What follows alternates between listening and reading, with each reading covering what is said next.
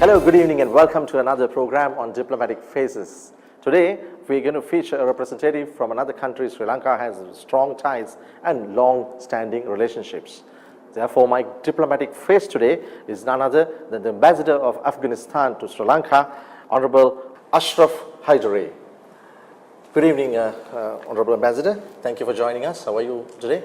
Good evening. Thank you so much for having me on your show. Today I've been well. My pleasure. My pleasure. Just to start off, Thank you. Tell me, how did you enter the Foreign Service? How did the start happen? Well, it's a long story, but as a young Afghan, I'd always been interested in politics and watching TV shows and radio shows, and at the time even there wasn't much TV back in the 80s and early 1990s in Afghanistan, so I listened to radio, political shows, roundtables, and followed domestic and regional and international politics quite a bit. So it was always my passion to get a chance to serve as a diplomat. So and when I got the chance to do so, I studied political science, international relations, and then ultimately foreign service. To join the Foreign Service in Afghanistan, which I did. So it was always your passion? Exactly. Your studies, were they always in Afghanistan or were they abroad as well? I studied up to grade 12 in Afghanistan, and then because it was almost impossible to get quality higher education in Foreign Service, I had to apply for admission to schools abroad, and that included in the United States. That's where I applied to Wabash College. It's a small liberal arts college in the state of Indiana, from where I acquired an international merit scholarship, and that basically set my journey to the U.S. and to get the education that I needed at Wabash in political science and international relations, international studies, as well as French, because I also went overseas to Switzerland and studied these issues, and as well as the French language there, and came back, studied a year at Wabash, and then moved on to get a job in Chicago.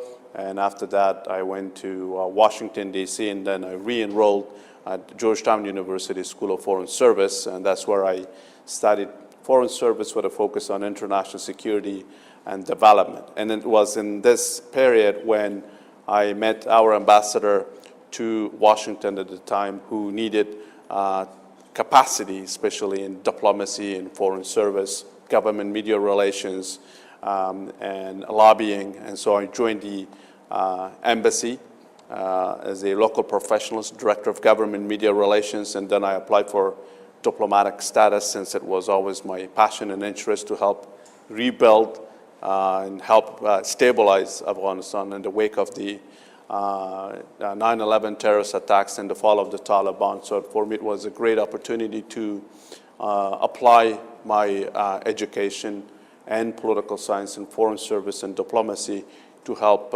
my country and to help foster closer strategic relations between Afghanistan and the United States, and as well as the rest of the world, Europe, and of course Asia, South Asia, and now Sri Lanka. Yeah.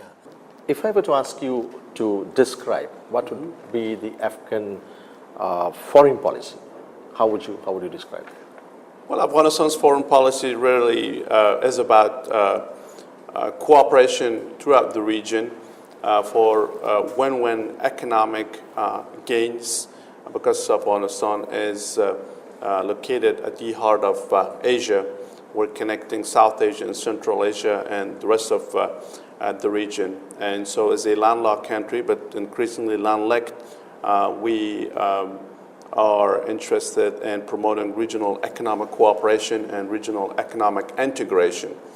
Not only, of course, because of the common needs of the region's youthful populations, all requiring jobs, but also because of the past experience of the world. As we know from Europe's experience, it is important that the region comes together based on a win-win agenda against a zero-sum mentality, which unfortunately still prevails in South Asia, at least.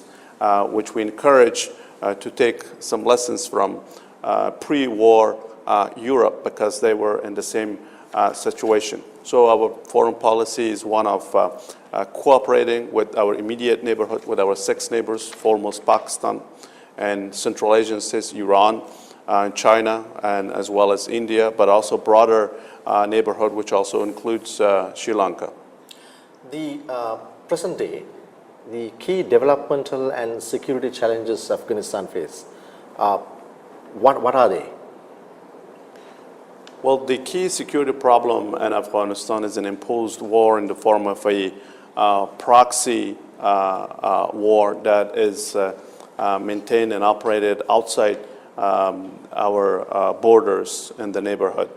And that is unfortunately the Taliban, which have been fighting our armed forces, attacking civilians on any given day across the country. And that is the key challenge in Afghanistan, one that we are fighting to address, and as well as working alongside NATO and other international community to help secure Afghanistan, to help stabilize Afghanistan, because that's not only good, of course, for Afghanistan, as we've been unfortunately suffering from more than now 3 decades of imposed conflicts, but also for the rest of the region to stabilize, and the rest of the world, so that the essential work of economic cooperation among nations in the region moves on, and that would benefit everyone, like I said.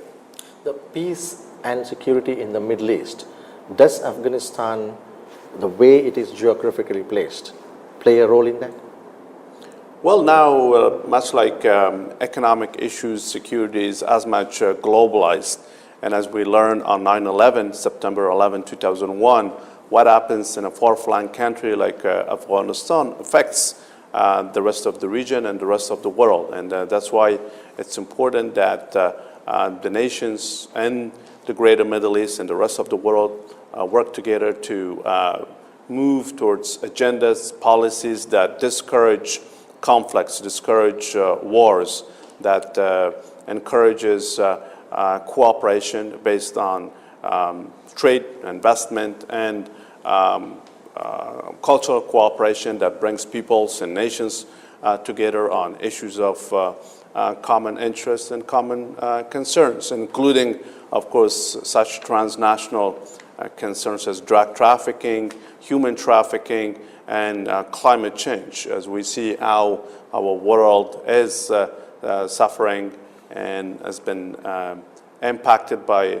the adverse effects of climate change. And we see that in the Afghan context, which is not only an environmental issue, but also it's a security issue, in that floods and droughts displace poor people, and especially youth, and make them more vulnerable to recruitment by terrorist and radical networks in the region and beyond. So the issue of climate is as much an issue of hard security as it is an environmental issue of transnational nature that all countries in our region, in South Asia and the Middle East and the rest of the world, must work together to address.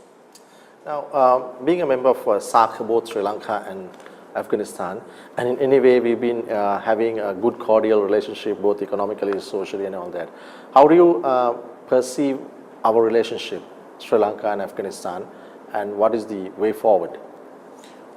Exactly. SAARC is an important regional cooperation organization, much like ASEAN, but unfortunately SAARC has been taken hostage by 1 or 2 members that are not getting along, and that has rendered SAARC ineffective, unfortunately unable to meet its grand vision and mission objectives to help bring all of South Asia together through political cooperation, and as well as economic cooperation through free trade.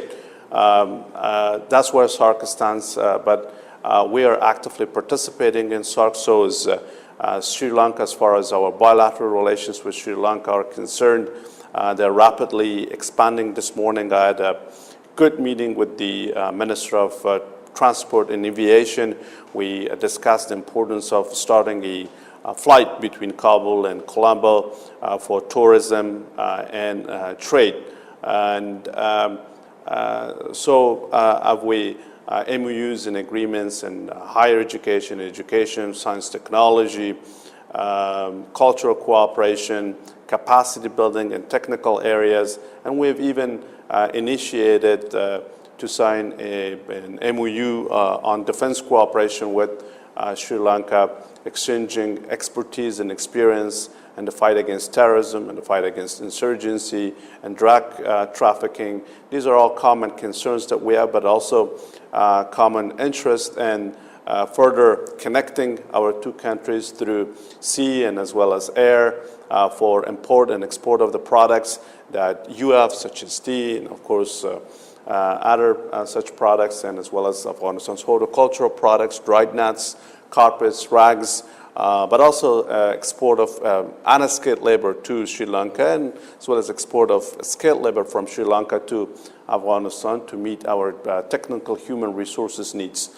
So I expect our relations to continue expanding in the next 3 years as I look forward to being here and working across your government and this private sector and even civil society and the people of Sri Lanka. And that's why I'm happy to be on your show, directly talking to people of Sri Lanka. I just recently had this interview on a popular radio show, and there we discussed the same questions about our relations with Sri Lanka, which, like I said, are expanding. So what exactly you want to, your relationship with the government, to explain, what exactly you would want to develop with the people of Sri Lanka? What is that? With the people of Sri Lanka, of course, in addition to traditional and economic diplomacy and pursuing public diplomacy, cultural diplomacy, Afghanistan and the Sri Lankan people share a common cultural heritage. Of course, before the advent of Islam, Afghanistan used to be, or that region was a Buddhism practicing people, and that's why Afghanistan has the largest statues of Buddha in central Afghanistan. So we encourage Sri Lankans to visit Afghanistan for pilgrimage, but also to connect with the Afghan people in arts and cinema and documentary making and media and so many other people-to-people ties and contacts that should and can be developed now and by the time I leave, when I hope that we will have achieved these objectives. You did mention about, when you were talking about the SARC, that unfortunately SARC has been taken hostage by one or two of its members. Would you want to comment further on this? What are these countries and what is the damage this situation has caused? I think it's mostly about the tensions between India and Pakistan, which we have been encouraging to be eased, encouraging other countries what a role, for example, the Shanghai Cooperation Organization, which the two countries, Pakistan and India, acceded in 2017, can play a role in easing tensions and hostilities between the two countries so that they can together move on to address the economic challenges, environmental challenges that this very promising region, South Asia, has. And I think it's only together that India and Pakistan can collaborate bilaterally and multilaterally within SCO and SARC to help the rest of the region move alongside them towards shared prosperity and shared security and shared peace. Afghanistan stays like as a bridge between Central Asia and South Asia. For trading development and socio-cultural development, more than that, trading, I would say, economic development, what more role do you think Afghanistan can play between South Asia and Central Asia? Exactly. We are a natural bridge between South Asia and Central Asia and the rest of the region, and we have already taken effective steps to connect Afghanistan and the rest of the region with each other. One is, of course, the Lapis Lazuli corridor that connects Afghanistan to Europe through Turkmenistan and Azerbaijan and Turkey. and another is, of course, the Charbahar port in Iran, which enables India to export its goods to Afghanistan and Central Asia, and vice versa, enabling South Asia and Central Asia to trade through the port of Charbahar. Another step that we have taken over the past 2 years is the launching of the air corridors, enabling Afghanistan to export our goods to the countries of the region, including India, Saudi Arabia, other Gulf region, and as well as Europe. Now, that's something that we're also trying to extend to Sri Lanka, and I had a good discussion with the Minister of Transport and Civil Aviation on the issue, on the importance of starting a flight, like I pointed out a while ago, so that through the air corridors initiative, we export Afghan goods to Sri Lanka and vice versa. Now, when you look at the South Asia, the SAARC region, the intra-regional trade in South Asia is relatively or comparatively low. If we compare it with the intra-regional trade of ASEAN, for example. Now, despite this, one of the major objectives of SAARC is also to develop intra-regional trade. What would be your comments on this? What can we do rather to improve that? Well, within SAARC, there is SAFTA, the South Asian Free Trade Agreement, which is modeled after NAFTA, the Free Trade Agreement of North America. I think once the countries move beyond the political tensions, then they would be able to actually operationalize SAFTA within SAARC so that more intra-regional trade takes place without the impediments that actually still are there because of the, unfortunately, zero-sum politics dominating and underpinning other policies that affect regional economic cooperation, regional trade. And I recommend and I suggest we have long, Afghanistan's position always been, like I said, to remove these political tensions, strategic tensions that get in the way of regional economic cooperation and down the road regional economic integration. So as countries of South Asia address their political tensions, long-standing hostilities, then they would be able to actually operationalize the vision of SAARC and its related programs to increase finance trade within the region. Because as you pointed out, the region itself trades more with outside than within itself. Well, of course, there's much for them to trade, not only in terms of human resources, but natural resources, which Afghanistan has an abundance of, and as well as the goods and products that they manufacture, which they export to other countries, but not so much within the region itself. So SAARC is a perfect platform. It has all the policies and programs needed to advance regional economic trade and overall economic cooperation to achieve common goals in this area. But unfortunately, the political tensions get in the way. There's news around that U.S. envoy Zalma Khalilzad has reached a tentative framework agreement with the Taliban. What would be your comments on this? We appreciate peace efforts by the U.S. Special Representative for Reconciliation, Ambassador Khalilzad. And he is still working. He hasn't reached any agreement with the Taliban. They're still discussing and negotiating the 4 key issues that are interrelated on the peace process in Afghanistan. Our key demand from the beginning has been for the Taliban to engage in direct talks with the Afghan government based on the peace offer and based on the peace plan which President Ghani announced in 2017 and 2018, in February 2018, and then last November in Geneva. So we look forward to directly talking to the Taliban, and also encourage the Taliban to announce and start a comprehensive ceasefire which allows both sides to build confidence and to negotiate with a firm commitment to ending war and violence in Afghanistan towards a sustainable political settlement that would enable both sides to see Afghanistan move forward, to see Afghanistan continue consolidating and sustaining our democratic gains, including the rights of women based on the Afghan constitution. Right. Now, U.S. President Donald Trump's plans to have U.S. forces in Afghanistan, which was reported a few weeks ago or a few months ago, what effect do you think this will have on the current talks?